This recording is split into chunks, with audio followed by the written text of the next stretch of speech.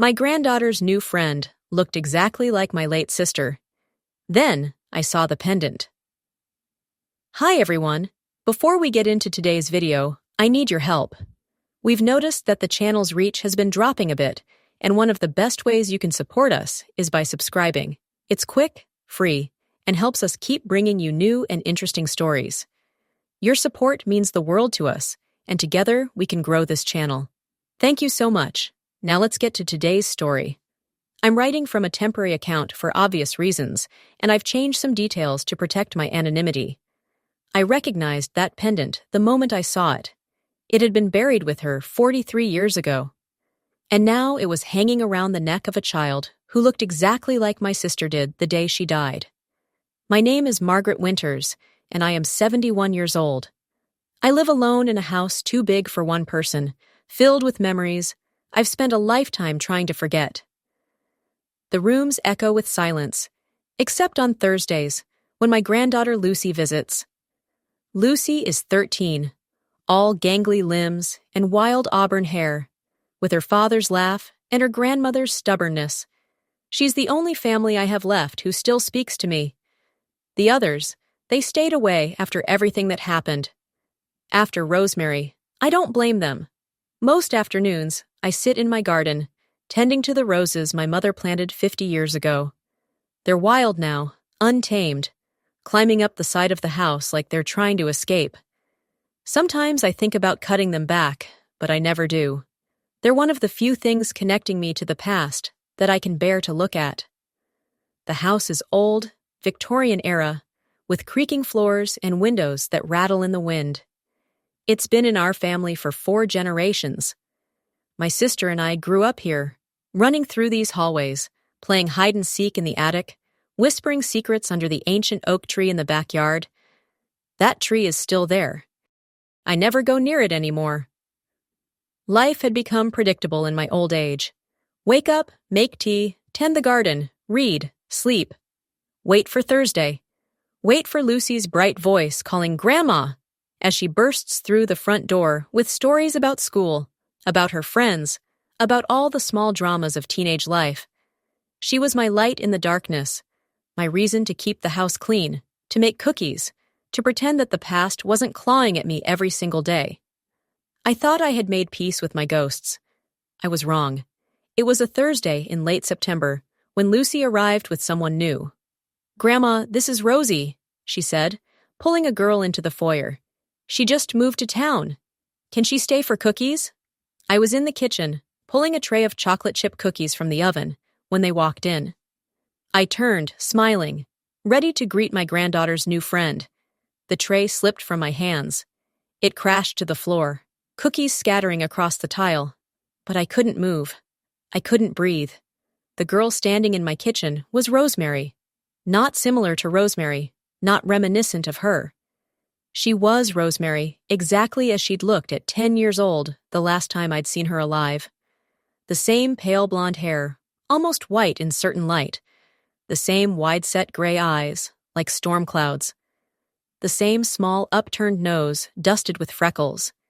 Even the way she stood, weight on her left foot, head tilted slightly to the side. "Grandma, are you okay?" Lucy's voice seemed to come from very far away. Yes, I'm fine. Just clumsy." I knelt down, hands shaking, gathering the broken pieces of the cookie sheet. "Hello, Rosie." The name tasted like ash in my mouth. Rosie. Rosemary. "Hello, Mrs. Winters," the girl said, and her voice was a knife to my chest. High and clear, with that same slight lisp Rosemary had before she got her braces. Rosemary never lived long enough to get them. "Let me get you girls some cookies from the jar," I said, standing on unsteady legs. "Lucy, why don't you show your friend the garden?" I needed them gone. I needed to breathe. I needed to understand what I was seeing. As they walked toward the back door, chattering about school, I caught sight of something that made my heart stop completely. Around the girl's neck, on a delicate silver chain, hung a pendant, a silver oval locket engraved with tiny roses, with a small sapphire embedded in the center. My mother's locket, the one she'd given to Rosemary on her 10th birthday. the one I'd placed around my sister's neck before they closed her casket. After the girls went outside, I collapsed into a kitchen chair, my mind spinning back to a time I'd locked away in the darkest corners of my memory. I was 15 when Rosemary died. She was 10. It was summer, humid and heavy, the kind of weather that makes everything feel thick and dreamlike. We'd been at the old family cabin by the lake, Mother, Father, Rosemary, me, and Uncle Thomas, Father's brother. The cabin was deep in the woods, miles from the nearest town. Father had inherited it from his father, and every summer we'd spend 2 weeks there, swimming in the lake, fishing, existing in a bubble away from the world. That summer was different. There was tension in the air arguments behind closed doors between Father and Uncle Thomas about money, about the family business, about things I pretended not to hear. Rosemary had been excited about the trip. She'd gotten the locket from Mother just days before, and she wore it everywhere, opening it constantly to look at the tiny photographs inside, Mother on one side, Father on the other. "I'll never take it off," she'd declared, clutching it to her chest. Never, ever. On the 4th day of our trip, Rosemary disappeared. We searched for hours. Father and Uncle Thomas went into the woods, calling her name. Mother stayed at the cabin, hysterical, calling the police on the crackling phone line. I searched the lake shore, screaming until my voice gave out. They found her body the next morning at the base of the old oak tree near the cabin. The official report said she'd climbed too high, lost her grip, fallen. An accident. A terrible tragedy. But I knew better. I'd seen things, heard things. The night before Rosemary died, I'd heard her arguing with someone. A man's voice, low and angry. I'd gotten up to investigate, but by the time I reached the hallway, everything was quiet. And the locket. The locket had been fastened around her neck when they found her. Mother insisted on burying her with it. She never wanted to take it off. Mother had sobbed. She should have it with her forever. I stood at the funeral, 15 years old and drowning in guilt, watching them lower my baby sister into the ground with that locket gleaming against the white satin of her burial dress. Now, 43 years later, it was back, around the neck of a girl who wore my sister's face.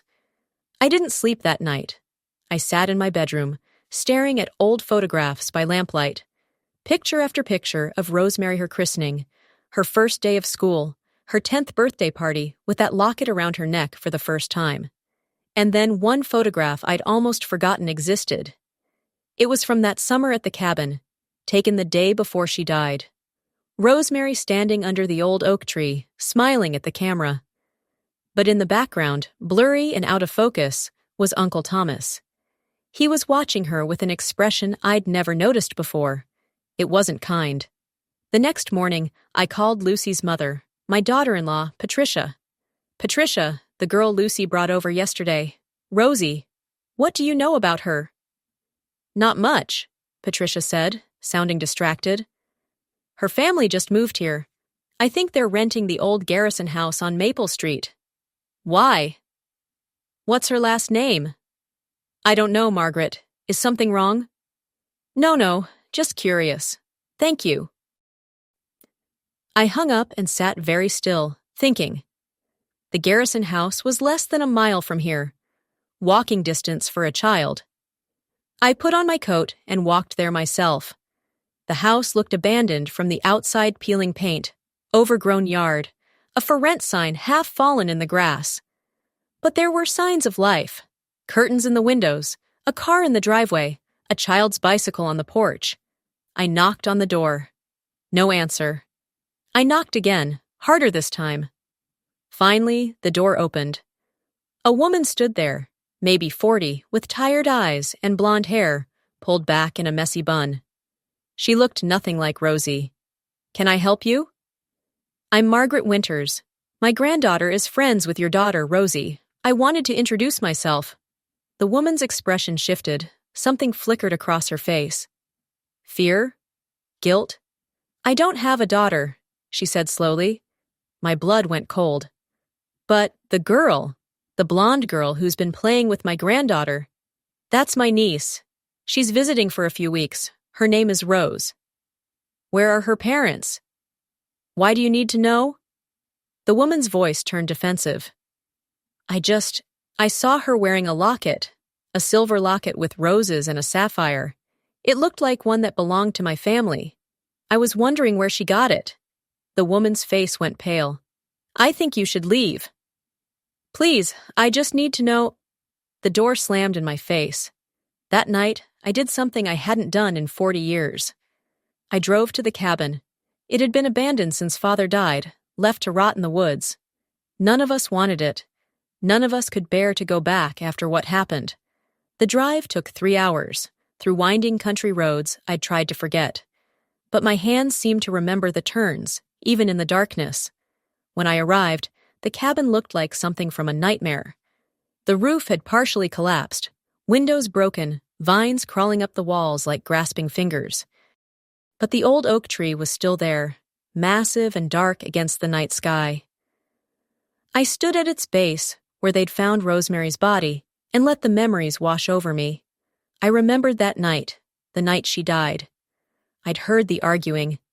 I'd gotten up, walked down the hallway, and seen something I'd spent 40 years trying to forget. Uncle Thomas, Rosemary, and the locket. Give it to me, he'd hissed. No, it's mine. Mama gave it to me. Your mother doesn't understand what it means. What's inside? Give it to me, girl. There's nothing inside except pictures. I'd frozen in the shadows, watching, not understanding. Uncle Thomas had grabbed for the locket. Rosemary had screamed and run out of the cabin, into the darkness, toward the tree. And I had done nothing. The next morning, she was dead, and Uncle Thomas was gone. He left before sunrise, before they found the body. Father said it was because Thomas couldn't handle the tragedy. But I'd seen his face at the funeral, weeks later. He wasn't sad, he was furious. Now, standing at that tree, I understood. The locket wasn't just a locket. It contained something. Something Uncle Thomas had wanted desperately enough to chase a 10-year-old girl into the woods at night. Something worth killing for. I confronted Lucy the next time she visited. Where did Rosie really get that locket? I asked, keeping my voice gentle. Lucy looked uncomfortable. I told you, she found it. Where exactly? In the woods, by some old cabin. We went exploring last week. She paused. Grandma, why are you being weird about this? Lucy, that locket belonged to my sister. She died wearing it. She was buried wearing it. So either someone dug up her grave, or there's something else going on here. My granddaughter's eyes went wide. Grandma, that's creepy. I need you to take me to where Rosie found it. I don't know if... Please, Lucy, it's important. She studied my face and saw something there that made her nod slowly. Okay, but Rosie has to come too. She knows exactly where it was. The next day, I drove both girls to the cabin. Rosie sat in the back seat, quiet, clutching the locket in her small fist. She hadn't said more than a few words since getting in the car. When we arrived, Rosie's face went still. This is the place, she whispered. How do you know? I asked. You said you'd never been here before. I haven't, but I've seen it, in dreams. The hair on my arm stood up. Rosie got out of the car and walked directly to the oak tree, as if being pulled by invisible strings. Lucy and I followed. Here, Rosie said, pointing to a spot at the base of the tree. I found it here. It was buried, but not deep. Like someone had dug it up recently and reburied it. I knelt down, my old knees protesting, and brushed away the dirt and leaves.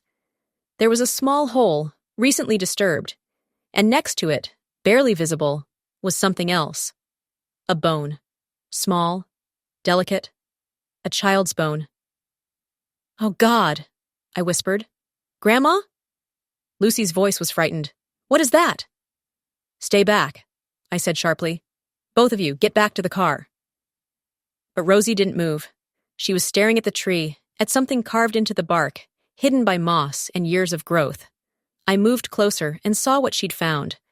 Words, carved roughly into the wood. Thomas Winters murdered his niece here, summer 1982. The world tilted. Uncle Thomas had died 5 years ago.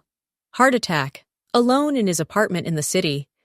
No family at his funeral except father, who'd gone out of duty. But before he died, apparently, he'd told someone. I pulled out my phone with shaking hands and called the number for the woman at the Garrison house.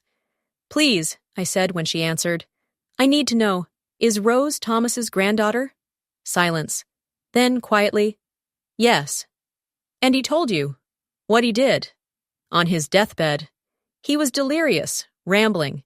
He kept talking about a girl, a locket, how he didn't mean for her to die, how she fell when he chased her, how he took the locket before anyone found the body, but couldn't open it. It needed a key he didn't have. So he buried it with her to hide the evidence." "Yes." But guilt ate at him. Before he died, he told Rose where to find it. He said there was something inside worth a fortune. Documents about the family business, proving father had stolen from him. He wanted Rose to have it, to get revenge on our family. I looked at Rosie, who was still standing by the tree, tears streaming down her face.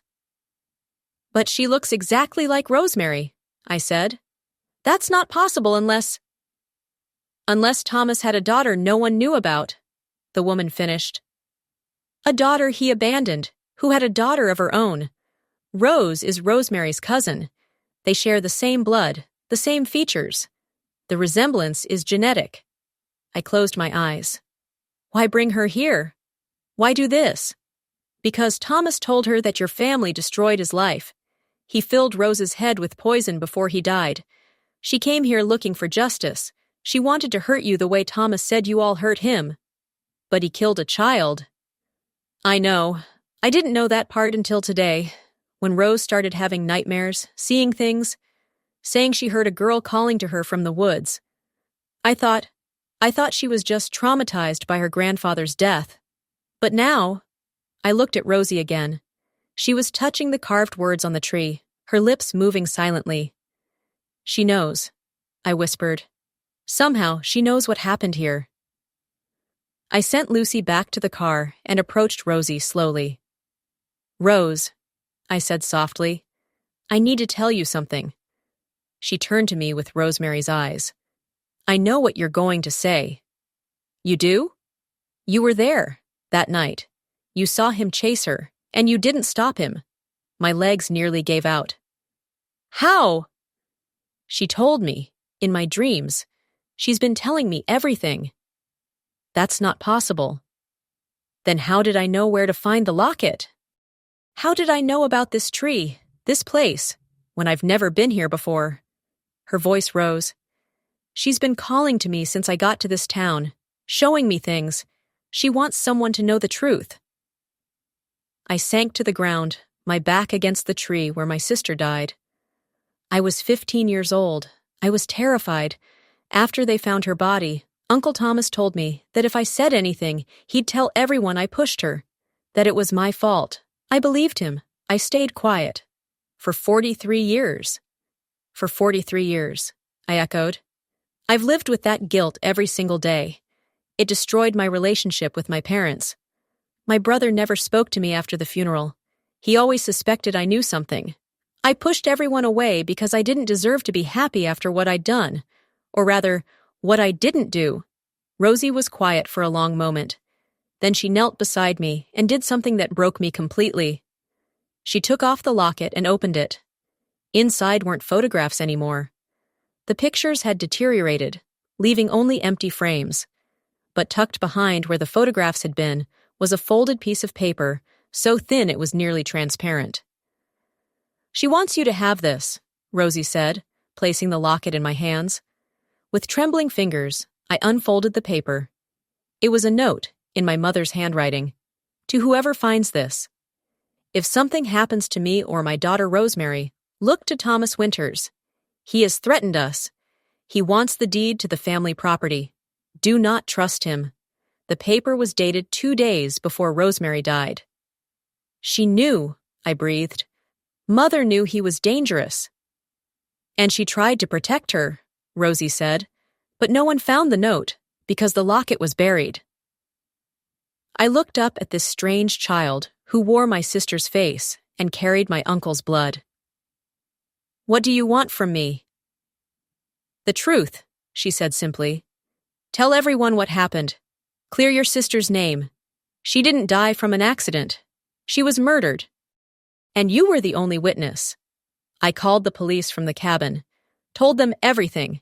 They excavated the area around the tree and found more bones. Rosemary's remains had been disturbed years ago, likely by Thomas digging up the locket, then trying to hide what he'd done. The forensic analysis proved what I'd known in my heart. Rosemary's skull showed signs of trauma consistent with being pushed, not from falling from a tree. The angle was wrong. The injuries were wrong.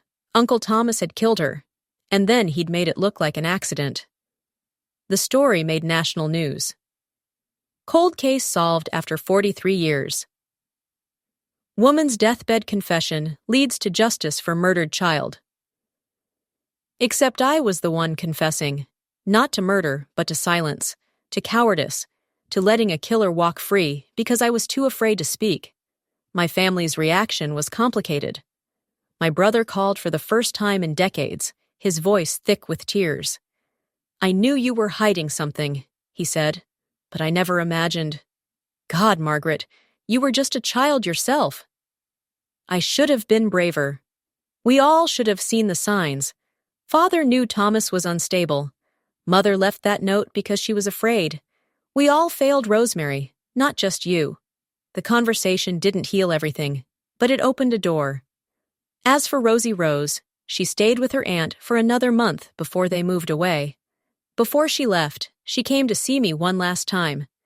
"She doesn't visit my dreams anymore," Rose said, sitting in my garden, drinking lemonade. "I think she's at peace now." "Do you really believe she was reaching out to you?" Rose shrugged. "I don't know what I believe. Maybe it was her. Maybe it was just my own mind trying to make sense of my grandfather's confession. Maybe it was guilt or justice or fate." She looked at me with those gray eyes. "Does it matter?" "I suppose not." She reached into her pocket and pulled out the locket. "This belongs to your family. I shouldn't keep it." "No," I said, closing her fingers around it. "You found it. You brought the truth into the light. Rosemary would want you to have it. She was generous like that." Rose smiled, a small, sad smile that reminded me so much of my sister it hurt. "Thank you," she whispered. After she left, I sat in the garden until the sun set, surrounded by wild roses that climbed and twisted and refused to be contained. I'm 72 now. It's been a year since everything happened. Lucy still visits every Thursday, though now she's 14 and more interested in her phone than my cookies. I don't mind. I'm just grateful she's still here. I visit Rosemary's grave once a month. Her headstone has been updated with the truth.